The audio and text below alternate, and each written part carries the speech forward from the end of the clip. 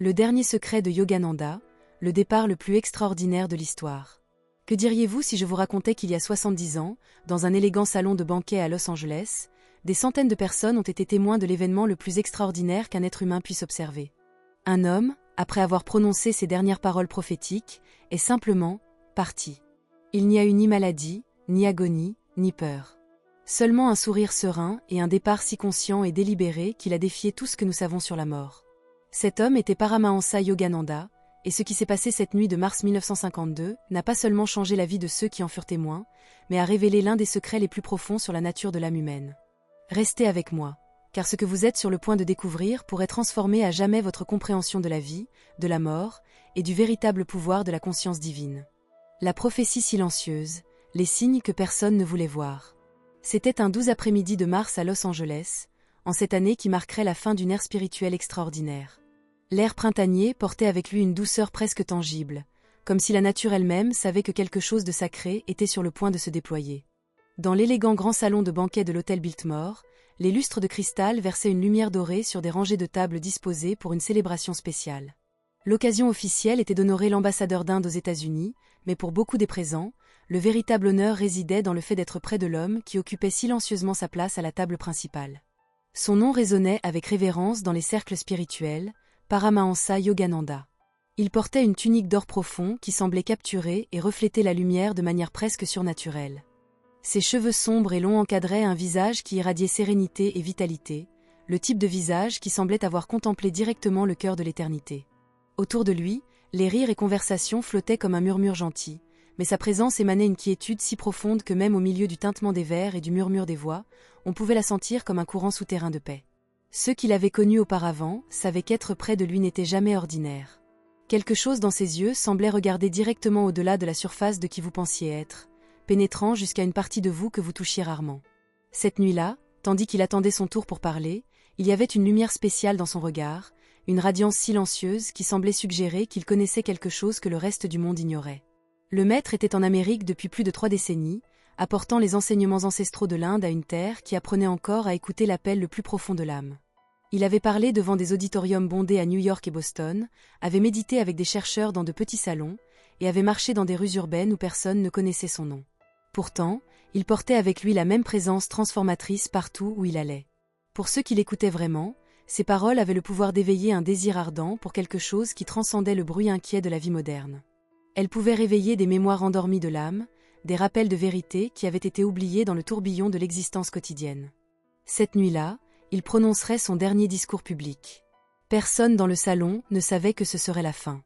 Ni les dignitaires en costume formel, ni les étudiants qui avaient voyagé des kilomètres pour le voir, ni même les serveurs qui se déplaçaient entre les tables avec des plats polis. Mais Yogananda le savait.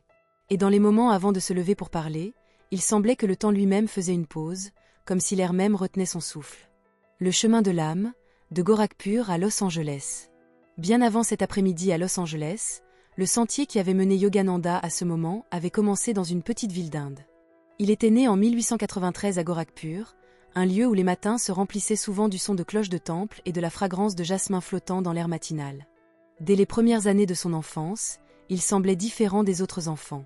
Tandis que ses amis jouaient dans les rues poussiéreuses, ses pensées vagabondaient souvent vers des questions qui transcendaient son âge. Qui suis-je? Pourquoi suis-je ici? Qu'y a-t-il au-delà des étoiles? Quel est le véritable but de cette existence humaine? Il avait un cœur qui ne pouvait se satisfaire de réponses ordinaires. Même enfant, il s'asseyait pendant des heures dans des coins silencieux, perdu dans la prière, ou entreprenait des marches à pied pour trouver des hommes saints et des sages, cherchant ceux qui pourraient lui donner la clé des mystères les plus profonds de la vie. Sa famille, bien qu'aimante et dévouée, ne pouvait pas toujours comprendre cette inquiétude ardente qui le consumait. Cependant, il pouvait voir l'intensité de son désir spirituel et apprirent à ne pas se mettre en travers de son chemin. Il reconnaissait qu'il y avait quelque chose de spécial chez ce jeune homme, une soif du divin qui ne pouvait être étanchée par les distractions mondaines. Quand il était encore adolescent, ce désir ardent l'amena vers l'homme qui façonnerait son destin spirituel. Sri Yukteswar, une figure sereine mais imposante, rencontra Yogananda avec des yeux qui semblaient lire chaque pensée qu'il avait jamais eue. Ce ne fut pas une rencontre fortuite. Ce fut la rencontre de 2 âmes unies par une promesse faite bien avant cette vie. Sous la guidance de Sri Yukteswar, Yogananda apprit la discipline, la dévotion et l'art d'apaiser le mental, jusqu'à ce que la présence de Dieu devienne aussi réelle que la lumière du soleil sur le visage. Il apprit les techniques sacrées du Kriya Yoga, des méthodes anciennes pour accélérer l'évolution spirituelle qui avait été transmise de maître à disciple pendant des millénaires. Les années passèrent, et le noyau intérieur de Yogananda se fortifia. Il ne suffisait plus pour lui de vivre dans la discipline tranquille de l'ashram de son gourou. Une vision lui était venue pendant la méditation, une vision qui lui montrait traversant un vaste océan vers une terre lointaine.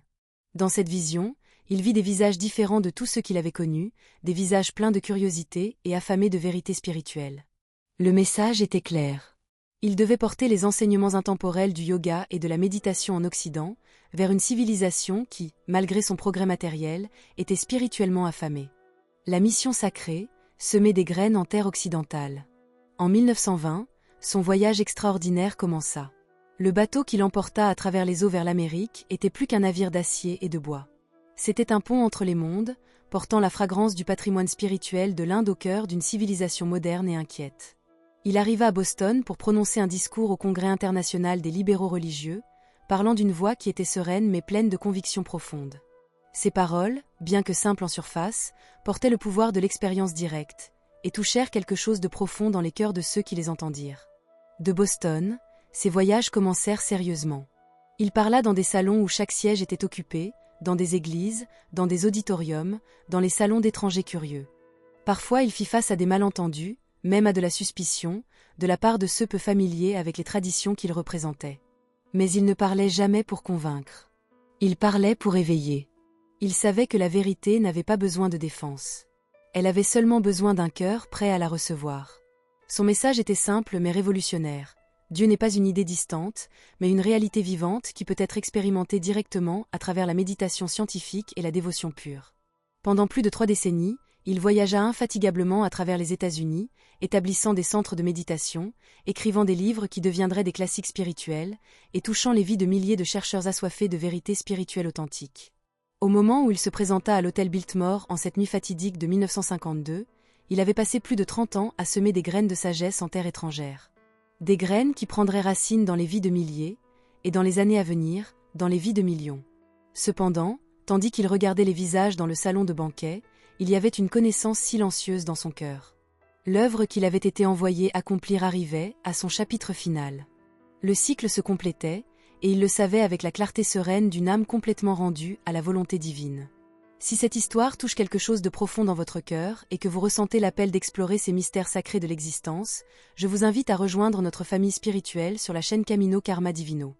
Ici, chaque semaine nous explorons les enseignements les plus transformateurs des grands maîtres, dévoilant des secrets qui peuvent révolutionner votre compréhension de la vie et de la mort. Abonnez-vous et activez les notifications pour ne manquer aucune révélation qui pourrait changer votre destin spirituel. Les signes silencieux, se préparant au départ. Dans les semaines précédant cette nuit à l'hôtel Biltmore, il y eut un changement subtil chez Yogananda. Pour la plupart des gens, il aurait été invisible, caché derrière son sourire familier et son humour gentil. Mais ceux qui vivaient près de lui, ceux qui avaient passé des années à étudier ses manières, commencèrent à percevoir quelque chose qu'ils ne pouvaient pas tout à fait nommer. C'était comme s'il avait commencé à regarder vers l'intérieur et vers l'extérieur en même temps, son regard touchant ce monde et un autre simultanément. Il parlait souvent de la brièveté de la vie, mais en ses jours finals, ses paroles portaient une tendresse plus profonde, comme si chaque moment importait plus qu'avant.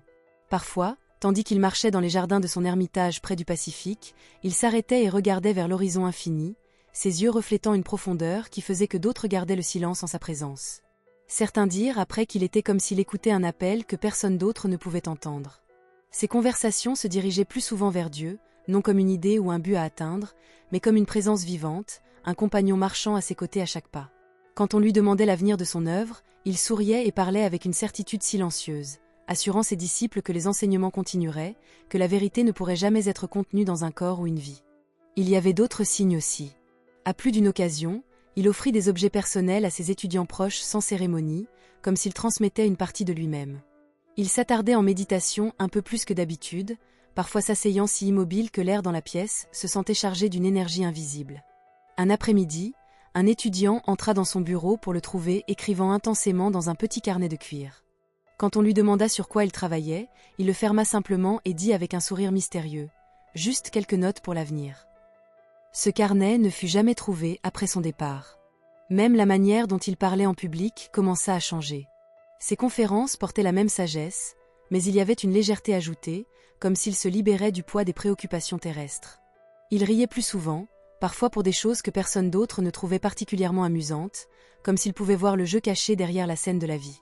Pour ceux qui ne savaient rien de telles choses, ces moments auraient semblé comme des bizarreries ordinaires. Mais pour les cœurs sensibles autour de lui, le motif devenait clair. Une grande âme part rarement sans laisser d'abord une trace du chemin qu'elle est sur le point de prendre. Le jour sacré, 7 mars 1952. Le matin du 7 mars se leva clair sur Los Angeles. Une lumière dorée pâle se répandit sur les collines, l'air encore frais de la nuit précédente. Au siège de la Self-Realization Fellowship à Mount Washington, les jardins silencieux s'éveillèrent à la vie. L'arôme de fleur en fleur se mélangea avec le léger sel de la brise océanique qui arrivait vers l'intérieur. Yogananda se leva tôt ce jour-là, comme il le faisait toujours. Ceux qui le virent le matin dirent qu'il paraissait inhabituellement radieux, son visage serein, ses mouvements sans hâte. Il salua les moines et moniales avec une chaleur qui se sentait d'une certaine manière plus profonde que d'habitude, soutenant leur regard un moment plus long, comme s'il mémorisait chaque visage.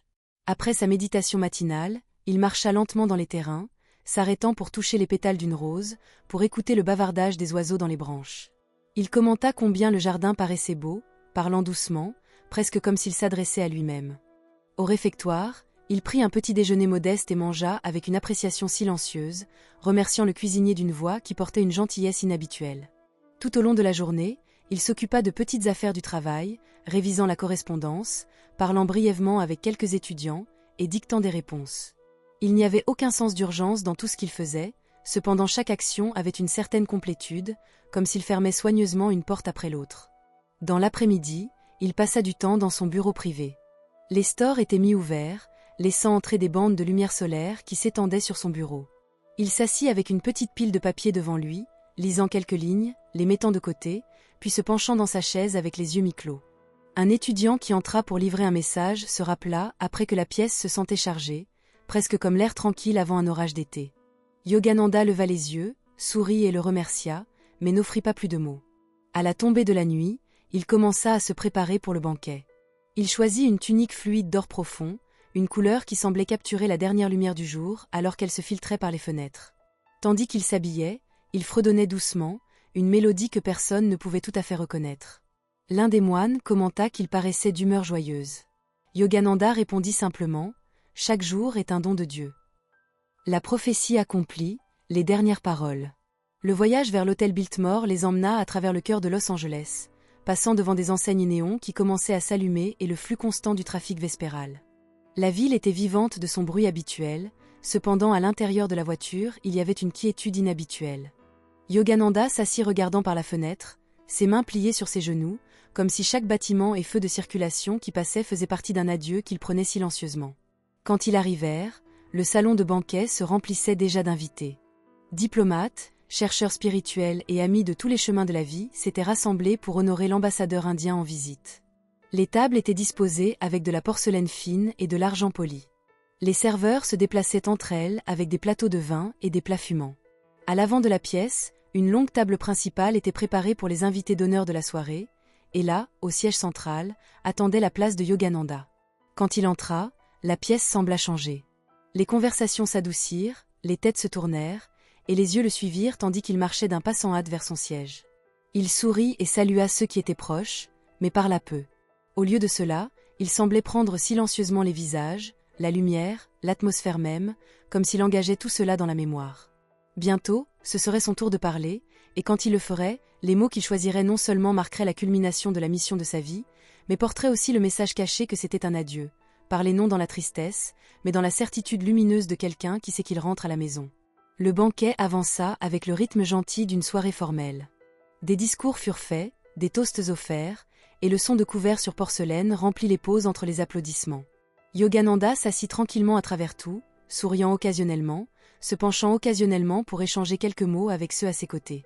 Cependant il y avait une tranquillité dans sa posture, un type de calme inébranlable, comme s'il écoutait quelque chose bien au-delà des murs de ce salon. Quand ils annoncèrent son nom, les applaudissements s'élevèrent chaleureusement de chaque coin de la pièce.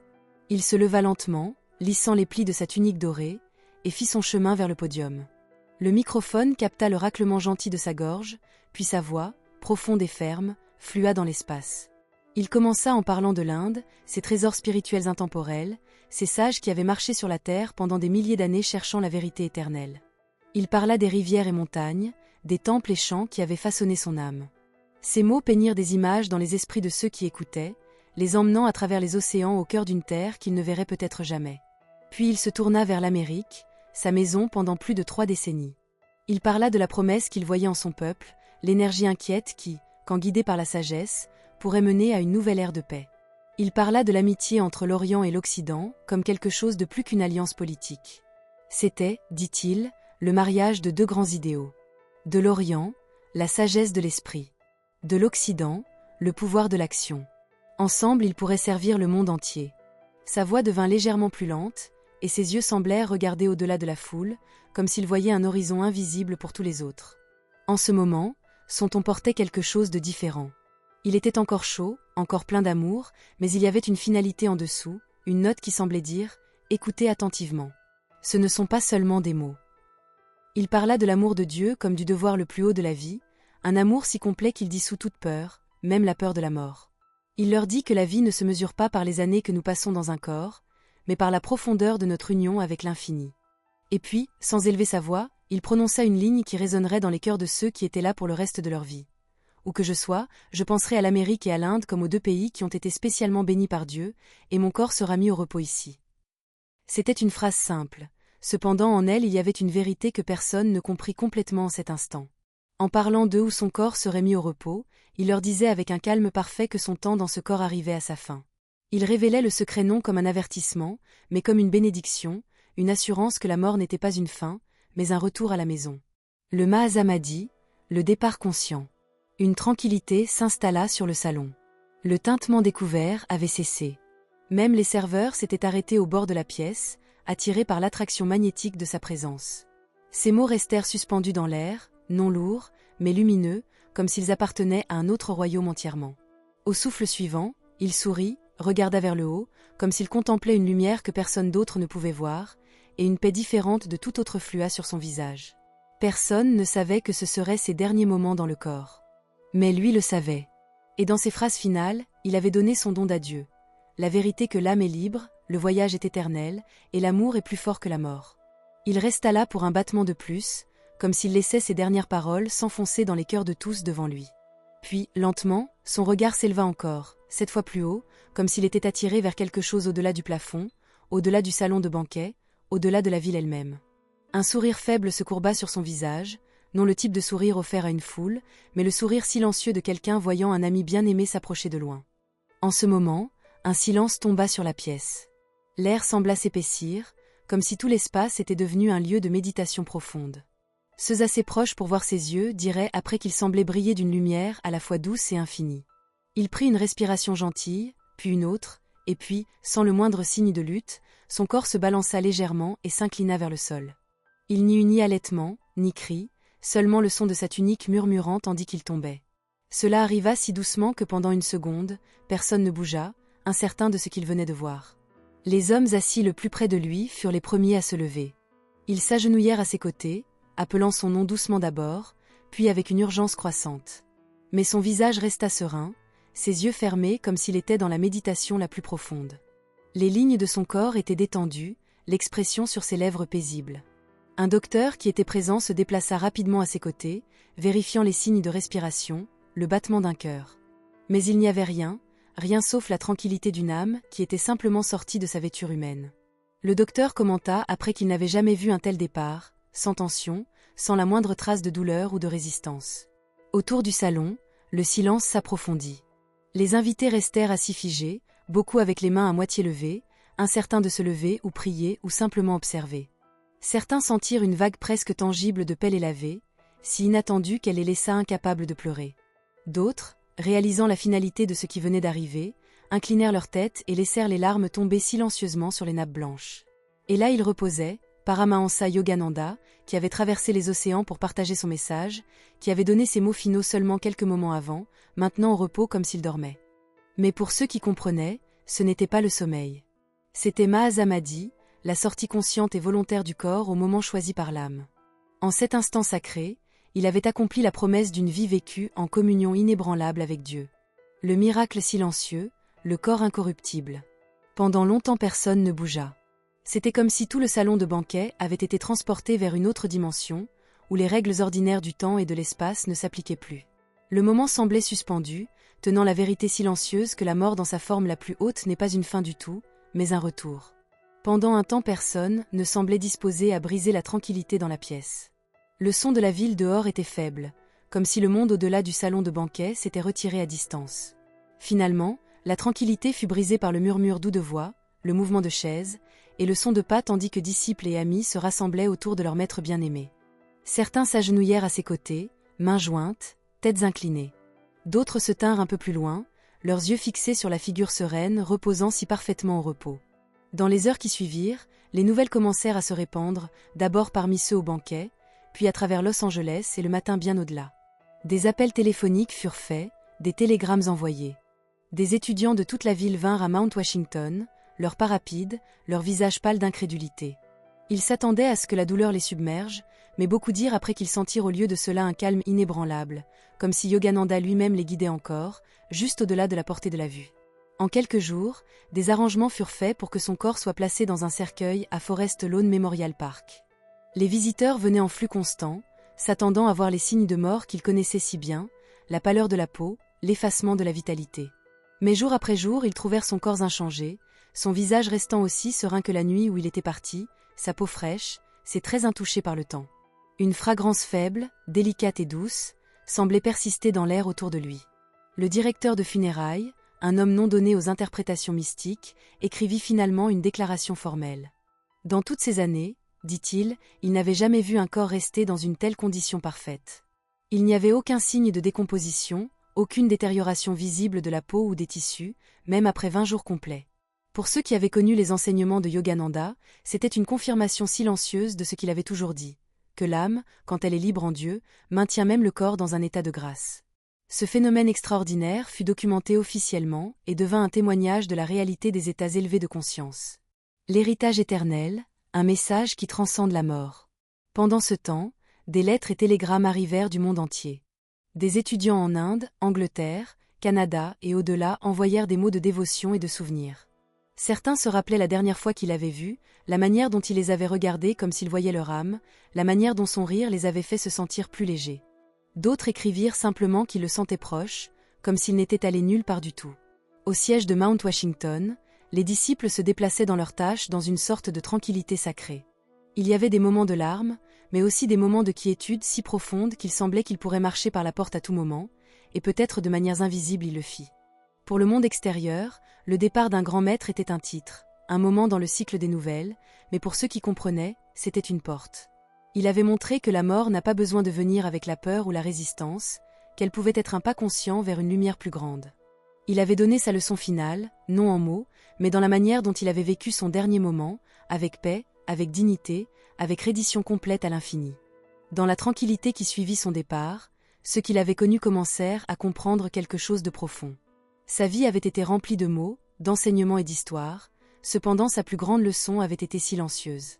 Ce n'était pas un sermon, ni une page écrite, mais une démonstration vivante, la manière dont il avait quitté ce monde comme s'il marchait simplement d'une pièce à une autre. Pour beaucoup d'Américains, la mort est un sujet enveloppé de peur, évité dans la conversation, repoussé loin de la pensée quotidienne. Le corps est caché, le sujet adouci avec des phrases destinées à distraire de la vérité. Cependant, le départ de Yogananda était une déclaration audacieuse, que la mort, abordée dans la conscience correcte, n'est pas une tragédie, mais un retour à la maison. C'est le retour de l'âme à sa demeure éternelle, le lieu auquel elle a toujours appartenu. Il avait souvent parlé de cela, que le corps est une maison temporaire, un vêtement porté pour un temps puis mis de côté. L'âme, disait-il, n'est pas touchée par la naissance ou la mort. De même qu'un homme change de vêtements sans se perdre lui-même, ainsi l'âme quitte un corps et en prend un autre, ou choisit de rester dans la liberté sans limite de l'esprit. Le voir prouver cela, voir un homme quitter son corps sans peur, sans lutte, était voir des siècles de sagesse condensés en un seul moment qui coupait le souffle. Dans les jours qui suivirent, les disciples se trouvèrent se rappelant ces paroles sous une nouvelle lumière. Des phrases qu'il avait prononcées dans des conférences publiques prirent un sens plus profond. Quand il avait dit « Vis chaque jour si complètement en Dieu, que quand l'heure finale viendra tu seras déjà à la maison », maintenant cela se sentait autant comme un commandement qu'un don. Pour ceux qui ne l'avaient jamais connu, l'histoire de son départ devint une invitation à repenser leur propre vie. Comment se sentirait-on de vivre sans peur de la fin? Comment les décisions changeraient-elles si chaque jour était vu comme une préparation pour ce grand moment, quand l'âme se libère et se tient devant l'infini? Yogananda n'avait pas seulement dit aux gens de méditer, il leur avait montré pourquoi cela importait. Dans la méditation, on apprend à desserrer les fils qui lient l'âme au corps, à sortir du voltigeement inquiet du mental, à savourer, même pour quelques moments, la liberté qui est notre droit de naissance. Ceux qui avaient suivi ces pratiques pouvaient maintenant voir la vérité de cela. La méditation n'était pas simplement pour la paix dans cette vie, c'était un entraînement pour l'éternité. Et ainsi, tandis que les nouvelles s'estompèrent finalement des titres, son départ continua de résonner silencieusement dans les cœurs de ceux qui entendirent l'histoire. Certains commencèrent à méditer pour la première fois, agités par la curiosité ou un désir ardent qu'ils ne pouvaient pas tout à fait nommer. D'autres, qui avaient été tièdes dans leur pratique, y retournèrent avec un but frais. Certains voyagèrent même à travers le pays pour visiter les lieux où il avait enseigné, pour se sentir plus proche de la présence qui semblait persister encore. C'était comme si son départ avait libéré quelque chose dans l'air, un appel à s'éveiller, à vivre profondément, à vivre près. Et dans les heures tranquilles de la nuit ou tôt le matin quand les rues étaient silencieuses, certains sentaient qu'ils pouvaient presque entendre sa voix disant ce qu'il avait toujours dit, « Cherche Dieu d'abord et tout le reste viendra à toi ». Le message éternel, une invitation à l'éveil. Même maintenant, tant d'années après, ceux qui étaient présents peuvent encore se rappeler cette dernière nuit avant son départ. L'image leur vient comme une peinture illuminée de l'intérieur. Yogananda se tenait à un podium dans le salon de banquet, sa tunique safran tombant en plis silencieux, ses yeux profonds et lumineux. L'air était chaud de la fragrance de fleurs, les murmures d'amis et disciples se mélangeant avec la musique de couverts et de rires doux. Personne ne savait qu'il regardait la scène de clôture d'une vie qui avait touché des milliers. Dans cette réunion, il parla de son amour pour l'Amérique et pour son Inde bien-aimée. Cependant sa voix portait quelque chose de beaucoup plus profond que l'affection patriotique.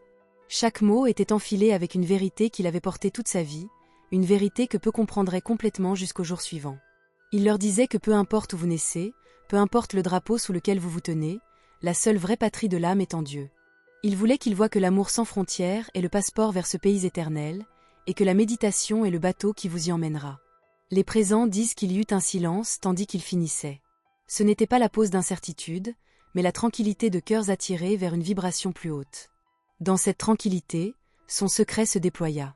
La manière de quitter ce monde sans peur est de vivre chaque jour en communion si profonde avec le divin que la mort devient rien de plus qu'un retour à la maison. Il ne parlait pas de théorie. Il les préparait de la manière la plus gentille à la réalité de son propre départ. Et puis la scène change dans la mémoire au jour suivant, le moment où son corps, maintenant immobile, reposait avec une paix qui semblait taillée de l'éternité.